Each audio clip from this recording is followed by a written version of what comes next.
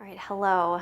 So in this lesson, we will be reviewing Tadasana and similar standing postures, in addition to just some tips on how we can best hold our bodies throughout class.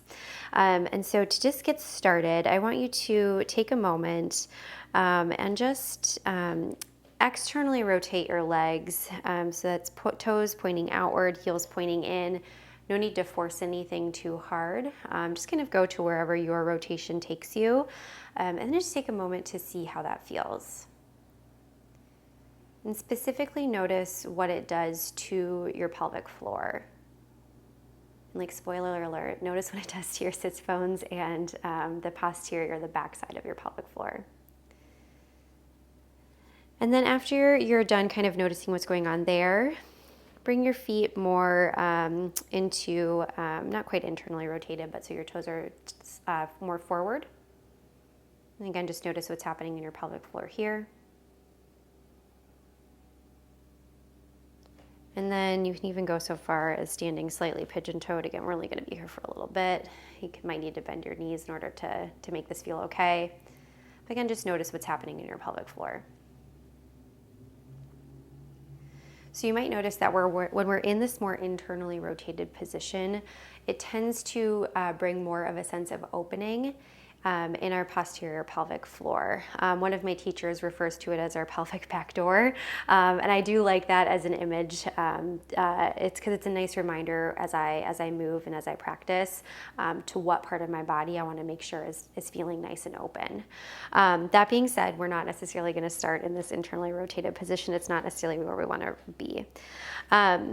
The second, we're going to put a pin in that for a moment, and we're just going to come back to what feels good in our body. So now I want you to bring your toes together and your feet slightly apart. And the aim that we want to go for when we're in standing positions is a sense of stability. And so just notice, ask yourself, do I feel stable with my toes together, my heels slightly apart, or maybe even like your heels slightly together? And then go ahead and bring your feet a little bit more in line with the insides of your hip bones. People will often cue 2 fist widths apart. So you can see that. That's a little bit more in line with it's not quite hip width, like my natural hip width distance apart for me, but it's more in line with like the inside of my hips. So again, go ahead and see what that does for your pelvic floor and your sense of stability. And then maybe toe heel your feet a little bit wider so they're more in line with the outside of your hip bones. And again, just track. How does that feel on my pelvic floor? And then how stable do I feel? And then lastly, you can go a little bit wider than hips width distance. When I do that, I naturally just want to turn out more. And so just notice again, like how stable do you feel? And how does your pelvic floor feel? So this feels best in my body, maybe a little bit more together, with my hips or my feet a little bit wider, my toes slightly out. This is what feels stable for me at this point in time. And so when I'm practicing in a vinyasa practice or just kind of doing one posture and after the other, this is actually where my Tadasana is right now. And again, the aim being providing my body with a sense of stability so my pelvic floor doesn't feel like it has to tighten up. So I have like a strong, stable foundation to build upon. So wherever your feet felt the best, that's why I recommend you just try it out. Again, in your practices with me, or if you go into a studio, try out, maybe feet farther apart if that's something that feels good for you. One more thing that I want to talk about regarding the feet, when we think about how to move within a yoga class, sometimes we might hear a cue to pull up on our arches and maybe lift our toes. So whether we're doing one or both, that first dome of our body, being the arch of the foot, pulling that up actually creates a lot of tension in the pelvic floor. And so what we're really aiming to do in our standing positions is flatten out our foot as much as possible against the floor. I spent a lot of time as a dancer, and one thing that I really appreciate about that training is that that's a big part of being trained as a dancer, because when your foot is flat on the ground, that's what allows you the ability to push off it with more strength. If my foot is if my arch is pulled up, or both my arch and my toes, I don't have a lot to push off of. I have to use a lot of other mechanisms. This is my cat. I have to use a lot of other mechanisms in order to lift my foot.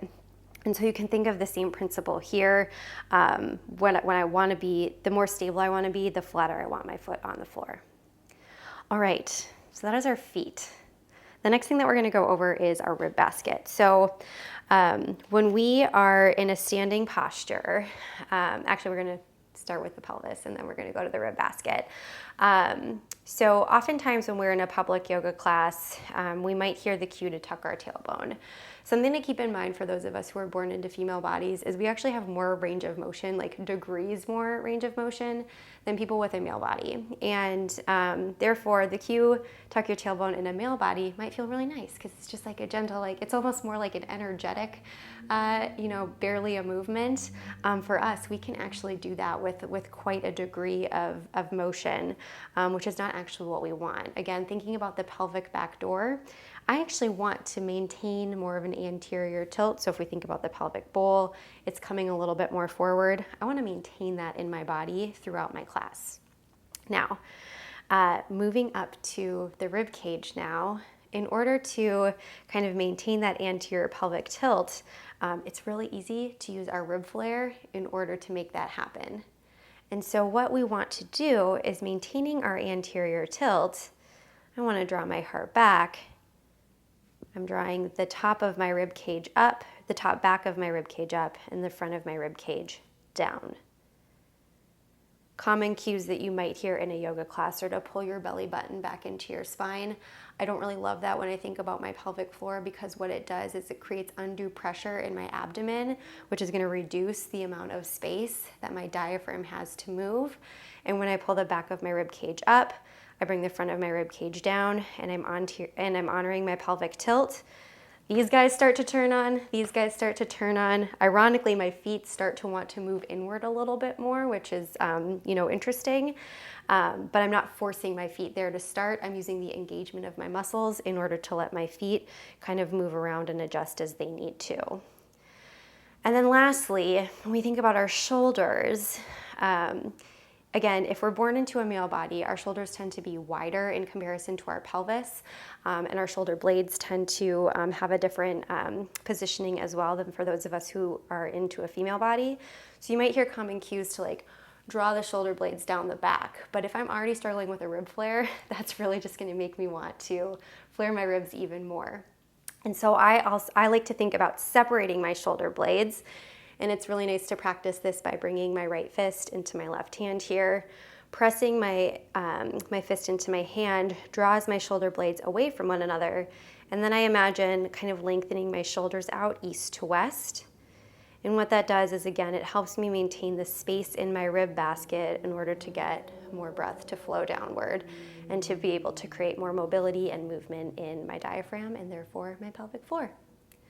One last thing that I want to call out here is that when I am here, when we get our cues to lift our arms up overhead, this is now where my arm stance is. This took me a very long time to learn. A common cue is bring your biceps up by your ears in Tadasana. In order to get to this place, I have to use my rib cage. I have to flare it outward in order to get there. And so if I'm going to have my ribs where I need them to be, then this is where my new Tadasana is. So again, if you have an existing yoga practice, these new cues might change your shape a lot, but it's less about the shape and more about what the posture does for our body. And so I recommend you just try this on, see how it feels, and I'll see you in the next lesson where we will explore this a little bit deeper. So if you're unsure exactly where your stance is, or if you're having a hard time figuring out where your rib basket needs to be, or where your pelvis needs to be, we can use blocks and a wall in order to help us out a little bit. So I'm going to place one block behind my sacrum. I'm going to line it up with the wall behind me. And then I'm gonna place the other block behind like where my shoulder blades are, maybe like a little bit lower, kind of in between like where a bra strap would be and shoulder blades. And then, so I actually have to keep a pretty high degree of engagement in order to be in this place. And I think I actually need to step my feet back a little bit more. I'm cheating a little bit. All right. So when my feet are back, again, I'm pretty engaged in this place. Now, if our tailbone is maybe a little bit too tucked, but our shoulders are in an okay place, that block is probably going to drop. If our maybe shoulder blades are back, that's what will start to get sacrificed, and that block will drop. So if you try that out in your own body, notice which block drops first, if that is your case. We can do a couple of different things in order to work on both. So if the first block, the bottom block dropped, hinging can be a really great tool in order to practice kind of honoring the pelvic tilt. And so we may need to shift our body back a little bit. In order to shift our body back, I notice that all of a sudden I have more weight in my heels than I really want to. So that means I might need to bend my knees a little bit in order to keep my weight shifted back. Yeah. All right. From here, a common cue that you might hear in a yoga class would be like swan dive forward or take a forward fold. Again, if I swan dive, my image of swan diving is again using my rib flare in order to encourage my pelvic tilt. Where I want to be instead, and how I'm going to practice hinging and how I'm going to practice the placement of my body, is I'm going to bend my knees and shift my hips back, but I'm using the bend of my knees to get me there, not my rib flare. And so again, if you had a little bit of difficulty with that pelvic tilt, again, practice shifting your weight back, bending your knees, and then bending your knees in order to find your hinge. This is very hard for me. This is like 30 years of habit undoing. And so if this is difficult in your body, like no worries, it's a hard thing to do. If your top block, your shoulder blade / bra strap block dropped, again, you're likely finding a little bit of rib flare by drawing your shoulder blades together. And so the easy tool here is, again, find that kind of like fist to palm stance and separate your shoulder blades, and then imagine widening your collarbone or the tops of your shoulders side to side. Another tool that you can use here is you can extend your arms out in front of you like a zombie, and you can practice lifting your arms up, and you can notice at what height do they want to stop, or at what height do you feel like your ribs need to pop? Like I can't go any higher than this position without my ribs popping. And so all I'm gonna do is I'm gonna practice lifting and lowering my arms in order to just gain a better understanding of where my shoulder blades need to be.